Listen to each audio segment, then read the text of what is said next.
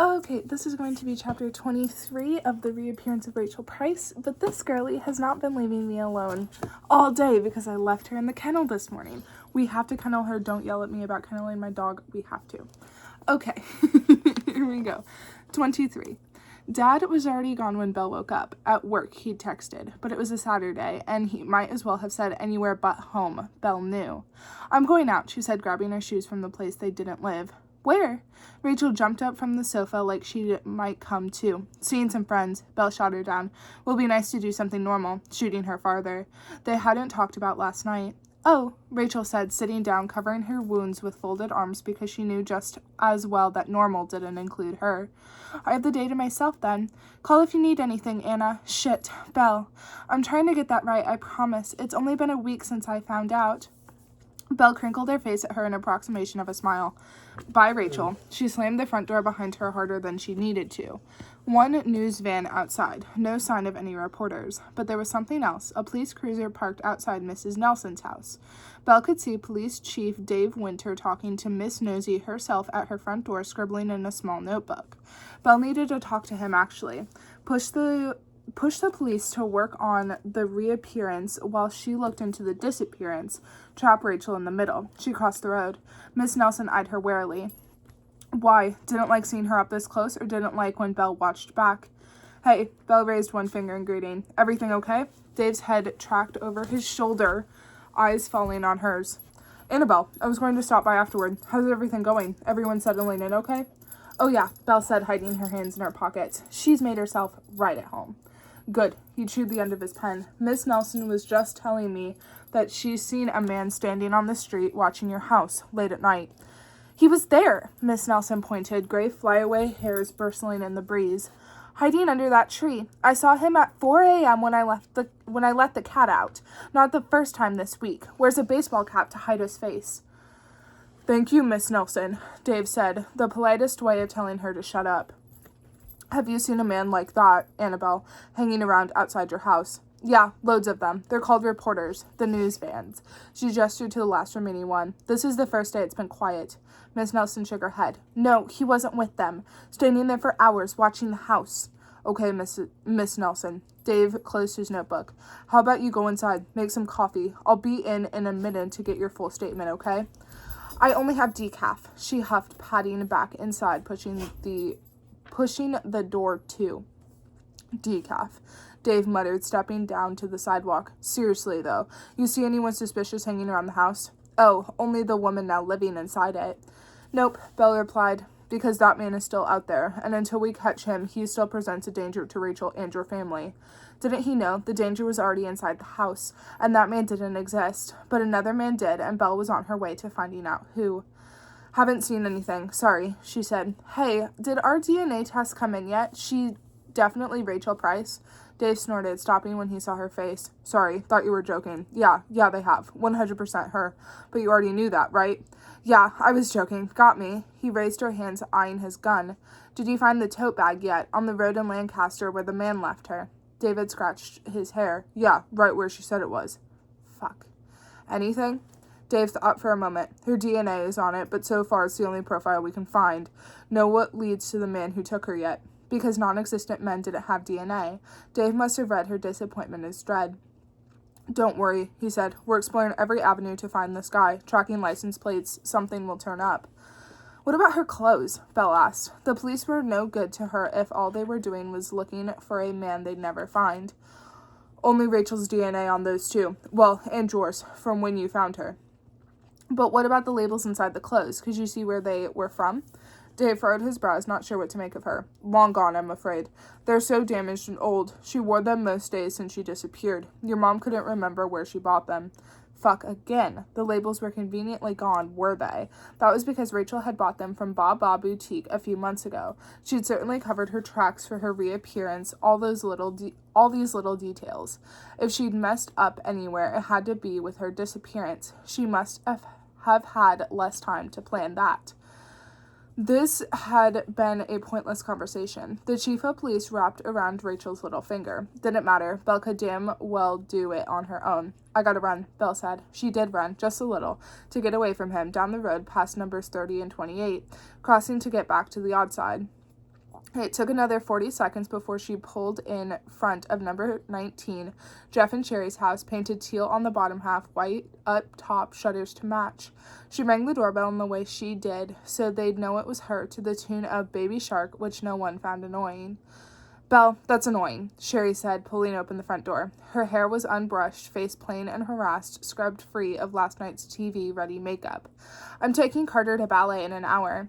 "Sounds like plenty of time for a visit from your favorite niece." Belle pushed her way inside the house, winding around to the kitchen. 2 seconds, Carter's voice called from upstairs.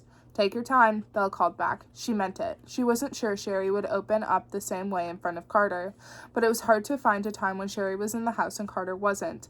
She tended to follow her daughter around, even though she didn't have 16 years to make up for.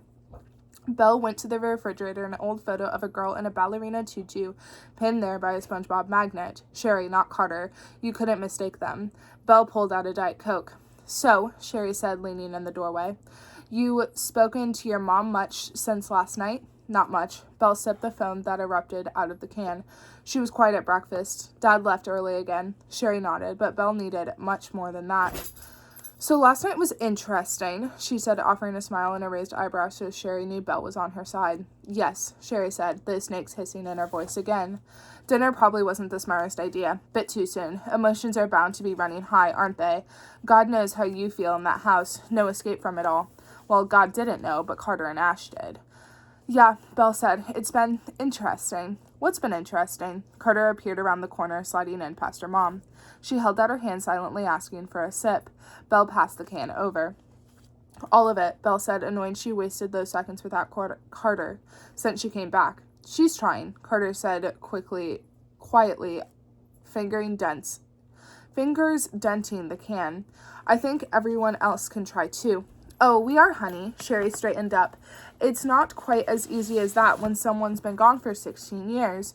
Rachel's disappearance wasn't just about her. It affected all the people around her. There's bound to be," she trailed off. "Tension," Belle suggested. "Yes," Sherry said. "It's an adjustment."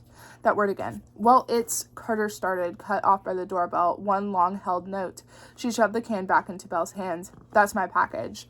She darted out of the kitchen and ahead of her mom. "Dancing stuff," she yelled back, pulling open the front door.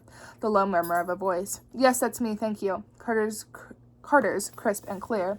The front door latched shut again. "Just going to sort these out," she called, bounding up the stairs. Perfect. Now was Belle's chance to swerve the conversation, lay pressure on the breaking points. "Carter always tries to see the good in people," Belle said, because she wanted Sherry to know she didn't think Rachel was all good either. And Belle knew she'd been upset last night. Rachel stepping on her toes, using Carter to do it. Although who had Rachel been trying to upset, Sherry or Belle? "She does," Sherry sighed, eyes wandering to the ceiling, taking her mind with them. "I don't think my dad is happy, you know," Belle said, pushing just a little harder. "No?" Sherry looked at her. "Not really. I think things might be a little more complicated than just starting off where they were 16 years ago."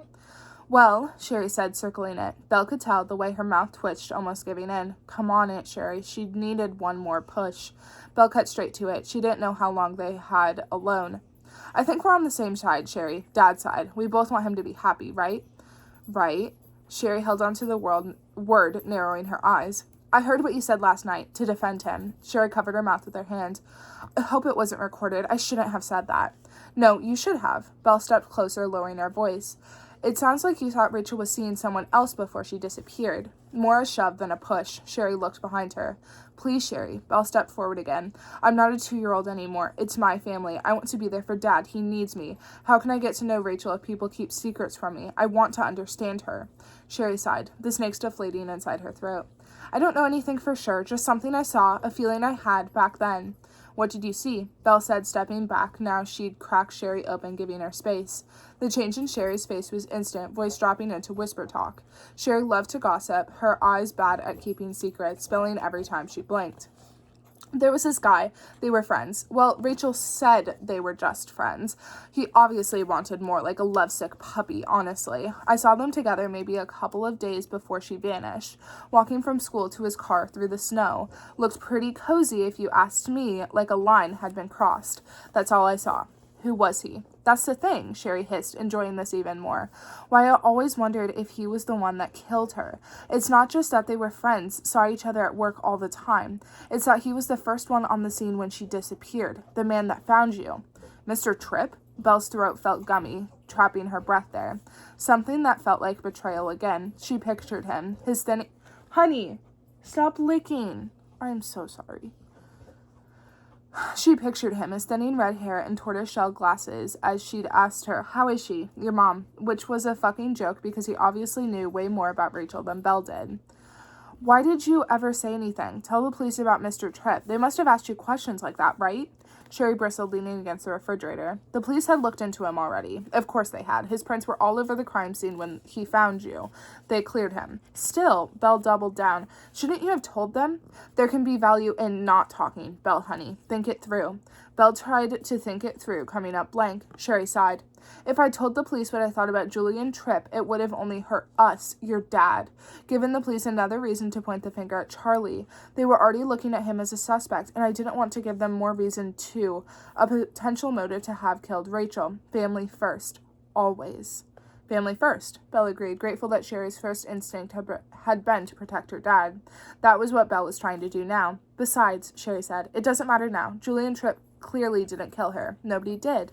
But Ann Sherry was wrong there. It did matter now. No, Mr. Tripp hadn't killed Rachel, but he could have been involved some other way. Maybe he was the reason Rachel faked her disappearance, or maybe he'd helped her, kept it secret all this time. Either way, Mr. Tripp was the key to unpicking Rachel's lies. Belle was sure, and so was the knot in her gut. If you need to talk about anything, Belle, Mr. Tripp had said, you know I'm right here. Turns out they did need to talk, and unlucky for him, Belle knew where he lived.